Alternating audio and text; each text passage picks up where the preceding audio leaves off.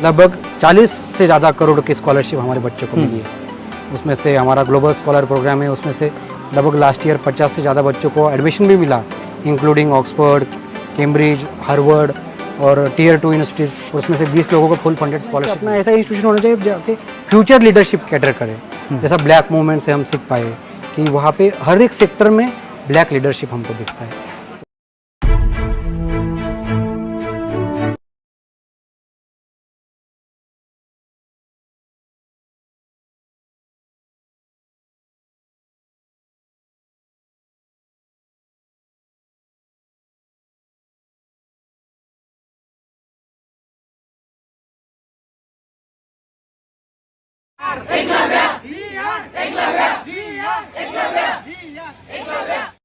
जय भीम, नमस्कार। मैं हूं अशोक दास, आप देख रहे हैं दलित दस्तक। मैं हूं नागपुर में और नागपुर शहर से तकरीबन 20 किलोमीटर की दूरी पे ये एक गोड़ियावाड़ा नाम की जगह है, जहां पे तकरीबन 2 एकड़ में एक क्लब इंडिया फाउंडेशन नाम से एक संस्था है, ये उसका कैंपस है।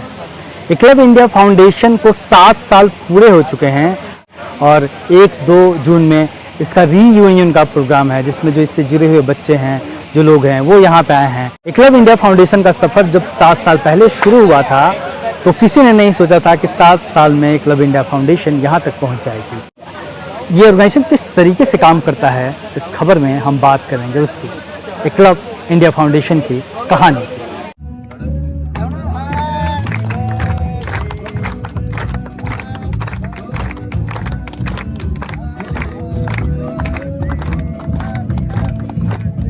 जय भीम।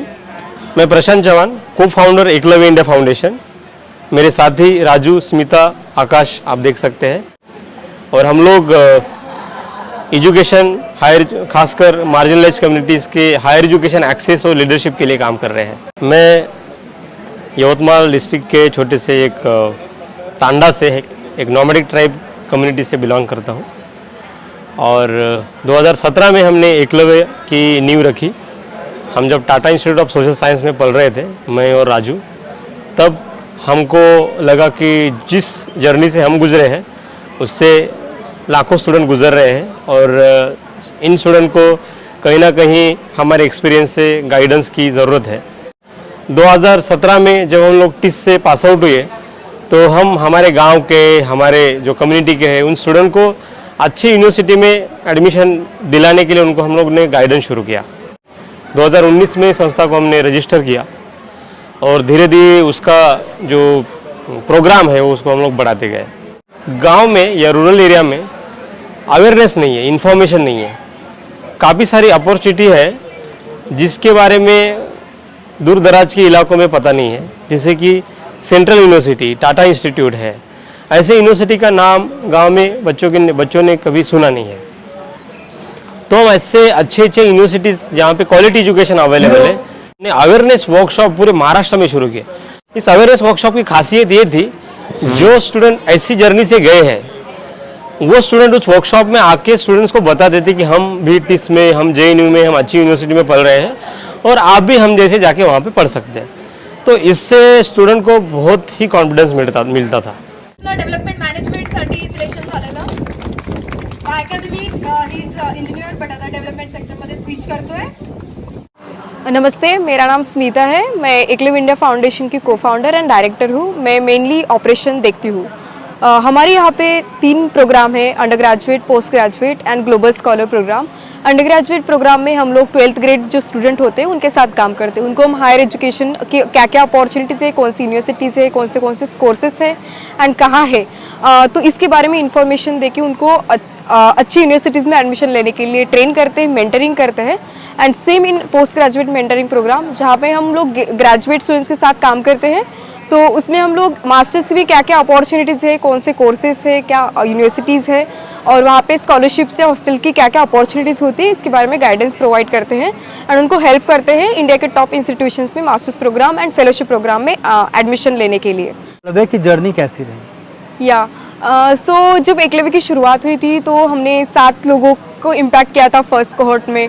देन अभी तक हमारा जो रिजल्ट है वो हमने अभी तक 2000 स्टूडेंट्स को ट्रेन किया है, उसमें से 1200 एडमिशन्स हमने इंश्योर किए हैं जो कि रिप्रेजेंट करते हैं इंडिया की टॉप मोस्ट 80+ इंस्टीट्यूशंस को एंड फेलोशिप प्रोग्राम्स को।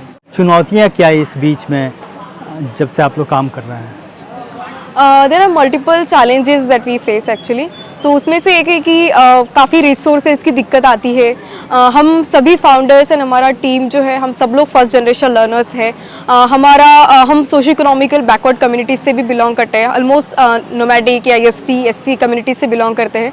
तो काफ़ी सोशो इकोनॉमिकल जो प्रिविलेज होता है उसकी कमी है, या उस तरीके का एक्सपोजर हमको मिल नहीं पाया, या फिर अच्छे नेटवर्क नहीं मिल पाए। तो एक कल्चरल कैपिटल का कमी महसूस होती है, और साथ में अलग अलग रिसोर्सेज, फंड रेजिंग वगैरह, एक सिस्टम बिल्ड करना या ऑर्गेनाइजेशन को सस्टेन करने के लिए जो सारी फंड रेजिंग या फिर बहुत सारी ऐसी दिक्कतें हम लोगों को आती है।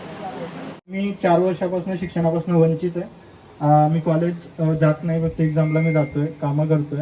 तर मी रात्री 3 वाजता राजू दादाला मेसेज केलेला की मला शिकायचं आहे आणि माझ्याकडे पैसे नाही आहे। तर मी यवतमाळ आलो, घरच्यांना माहीत नव्हतं मी यवतमाळला राहतोय। तर मी जेव्हा इथे आलो तर मला कळलं की इथे आपल्याला एक उच्च शिक्षणाची जी होप आहे ती मिळू शकते। कृतज्ञ राहील एकलव्यविषयी आयुष्यभर आणि सर्वांना शुभेच्छा। एकलव्याला शुभेच्छा, खूप चांगलं काम करताय, थांबायला नको आणि जय भीम। थँक्यू। एकलव्य का जो रोल है आपके जीवन में वो क्या है? जब मैं 3 साल पहले जब मैं 12वीं पास हुई थी तब मैं एकलव्य से जुड़ी, और एकलव्य की वजह से मैं आज पुणे के फर्ग्यूसन कॉलेज से ग्रेजुएट हुई हूँ। And recently I got also selected for the Ashoka universities young India fellowship because of the Eklavya's guidance and mentoring. I am from also the rural background, and my family background is very normal. Like my family, like my parents are visiting to others farm as a labor. जय भीम साथियों, मेरा नाम राजू केंद्रे है और मैं Eklavya India foundation का founder and CEO। पिछले 7 सालों में काफ़ी अच्छा जर्नी रह चुका है अभी तक का। ये जर्नी को हम फाउंडेशन मानते हैं। ये ऑर्गेनाइजेशन का जो होता है ना, इंक्यूबेशन एक्सेलरेटर, तो ये हमको लगता है कि इंक्यूबेशन पीरियड था। इम्पैक्ट लेवल पे बात किया जाएगा तो हम लगभग 2.5 लाख बच्चे तक हमारे जो 7 सालों में हमने जो 700 वर्कशॉप्स किए, इन पर्सन एंड वर्चुअल भी, तो मोस्टली 70% वर्कशॉप हमने अलग अलग गांव में, अलग अलग कॉलेजेस में, अलग अलग रेसिडेंशियल स्कूल में जाके किए। तो लगभग 2.5 लाख बच्चों तक हम पहुँचे। ये सब दलित, आदिवासी, बहुजन बच्चे हैं, SC ST OBC NT DNT nomadic denotified tribe के पसंद। उसमें से लगभग 2000 बच्चों को हमने इन हाउस ट्रेन किया है।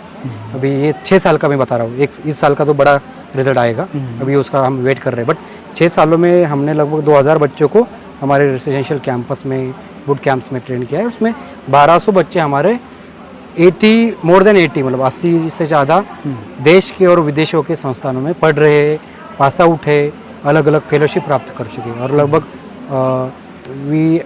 मतलब हमने लगभग अलग अलग फाउंडेशन, ट्रस्ट, ग्लोबल स्कॉलरशिप्स, लगभग 40 से ज़्यादा करोड़ की स्कॉलरशिप हमारे बच्चों को मिली है।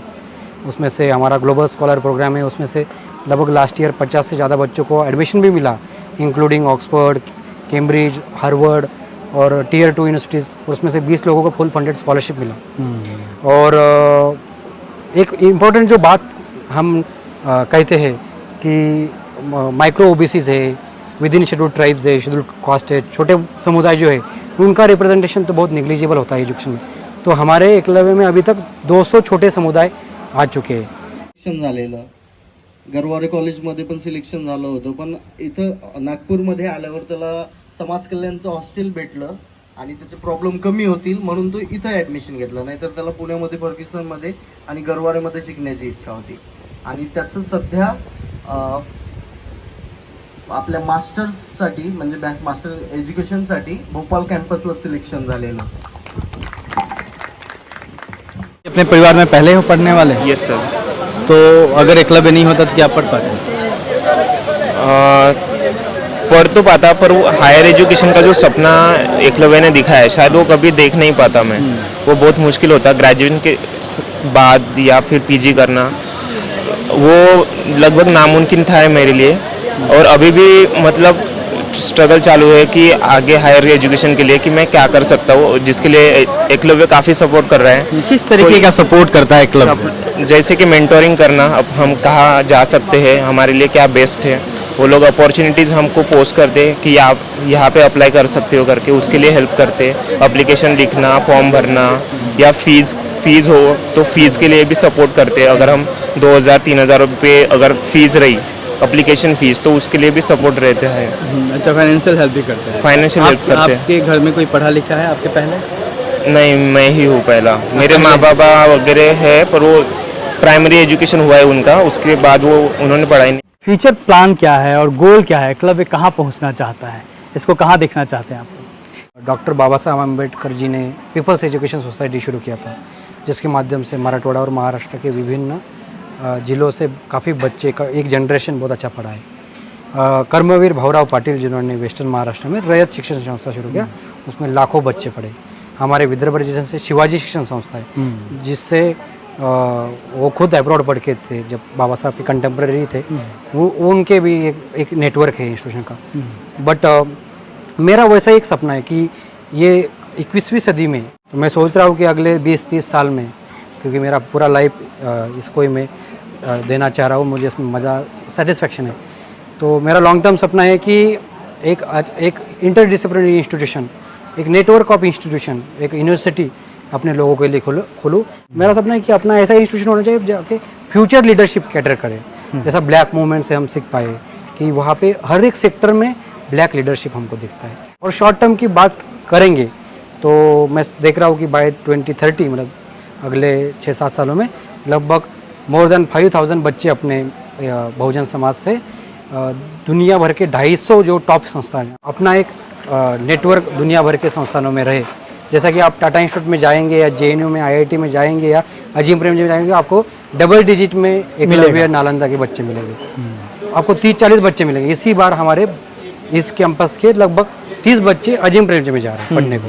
तो मुझे वो सपना है कि हार्वर्ड में डबल डिजिट में बच्चे जाने चाहिए, कैम्ब्रिज में, ऑक्सफोर्ड में। अभी टोकन नहीं चाहिए हमको, 1-2 से काम नहीं चलेगा। अभी तक जो आप लोगों ने काम किया है, इसको कितनी पहचान मिल सकी है भारत में, भारत के बाहर आपके काम को? फॉर्चुनेटली हमको अच्छे प्लेटफॉर्म मिले। एकलव्य का जर्नी 7 साल का है। पहले 4 साल तो हमारा बहुत स्ट्रगलिंग फेज रहा है। हम मतलब हमारा तो बैंक अकाउंट भी नहीं था उस टाइम।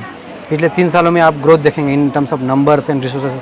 आज ये कैंपस हम रेंट पे या इसमें इतना फैसिलिटीज़, मेस, अकोमोडेशन, सब चीज़ें सपोर्ट कर रहे हैं because of the recognition and जो सपोर्ट हमको दुनिया भर से मिल रहा है। तो उसमें बड़े प्लेटफॉर्म आप देखे जाएंगे तो फोर्ब्स 30 अंडर 30 है, जिसमें आपको बहुजन समाज तो निग्लिजिबल दिखता है। जो वहाँ से शुरुआत हुई, शिवनिंग स्कॉलरशिप मुझे मिला था 3 साल पहले, उसने काफ़ी रिकॉग्निशन दिया कि एक ब्रिटिश सरकार का स्कॉलरशिप मिला, और उसका मैंने काफ़ी अच्छे से लिवरेज अपने ऑर्गेनाइजेशन बिल्डिंग को यूज़ किया।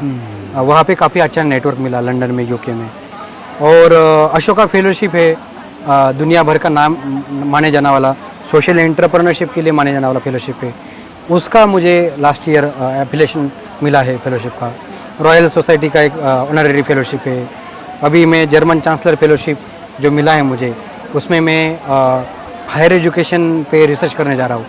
तो मैं यूरोप में लगभग 29 कंट्रीज़ घूम सकता हूँ, तो वो मुझे एक्सेस मिलेगा कि मैं 30 देशों का लगभग एक हायर एजुकेशन का मॉडल स्टडी करूँगा।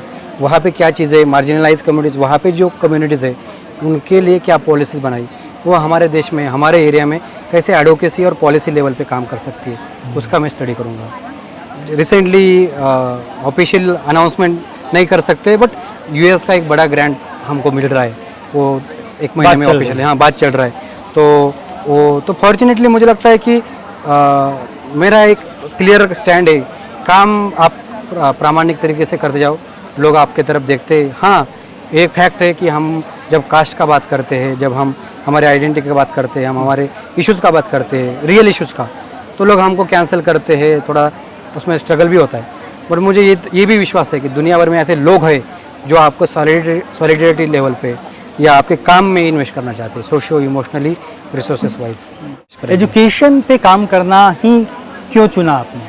काफ़ी इम्पोर्टेंट सवाल है, क्योंकि मुझे लगता है ना, एजुकेशन जो बाबा साहब जी ने बात किया है या मालकम एक्स है, नेल्सन मंडेला का जो कोर्स भी, या सावित्री माई महात्मा फुले जी या शाहू महाराज जी का बात करेंगे, उनके हर एक ने एक एजुकेशन का एक नींव रखा है।